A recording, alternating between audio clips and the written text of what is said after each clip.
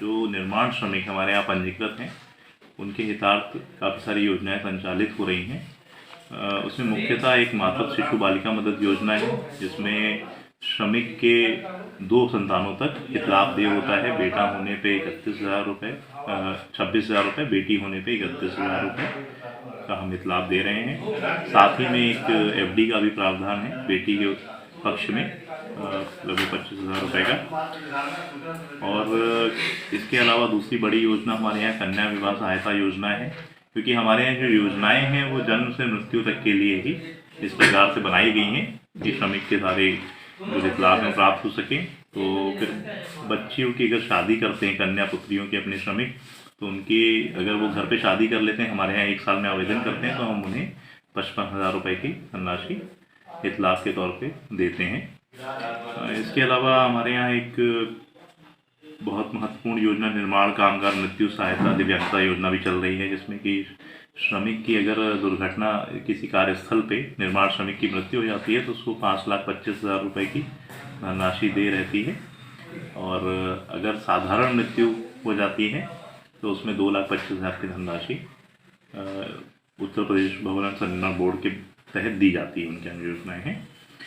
और बच्चे जो भी श्रमिकों के पढ़ रहे हैं कक्षा 1 से लेके हायर एजुकेशन तक, उनके लिए भी 1,000 रुपये से लेके 1,00,000 रुपये तक का प्रावधान है उनको दिए जाने के लिए।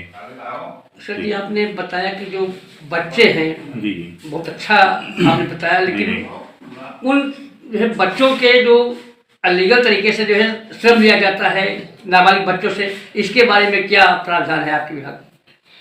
देखिए, जैसे कि आप भी अवगत हैं कि 18 साल से कम के बच्चों से हम काम कराना प्रमोट नहीं करते हैं बिल्कुल भी।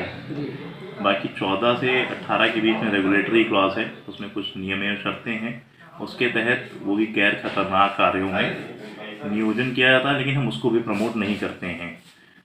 तो उसके लिए नियम बने हुए हैं, उनका अनुपालन अगर करता है कोई तो उसके तहत श्रम विभाग से पूर्व अनुमति से ही किया जा सकता है। बच्चे की एजुकेशन ना छूटे, सबसे महत्वपूर्ण चीज़।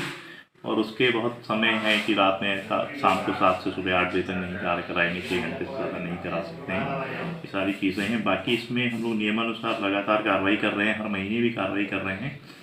और पिछले महीने तक हमने लगभग 26 निरीक्षण स्वीकृति वर्ष में भी करवा दिए थे। हमारे अधिकारी हैं, श्रम प्रवर्तन अधिकारी, उनकी और ASTU और चाइल्डलाइन की एक टीम बनवा के लगातार इसमें कार्रवाई की जा रही है। और न्यायालय में वाद भी दाखिल किए जाते हैं और उसमें उनके जो भी निर्णय रहता है पेनाल्टी 20 से 50,000 के बीच में। सर, एक और अहम क्वेश्चन है कि जैसे मान लिया कोई श्रम करवाता है, उसको मानदेय नहीं देता, श्रमिक का जो भुगतान नहीं करता, तो इसके बारे में क्या कार्रवाई आपके विभाग से हो सकती है?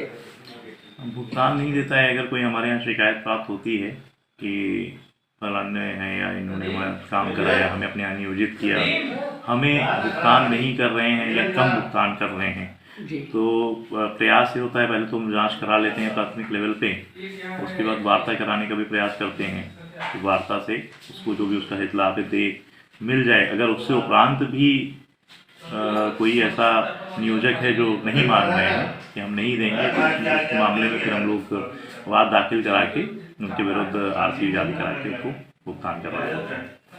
ये सब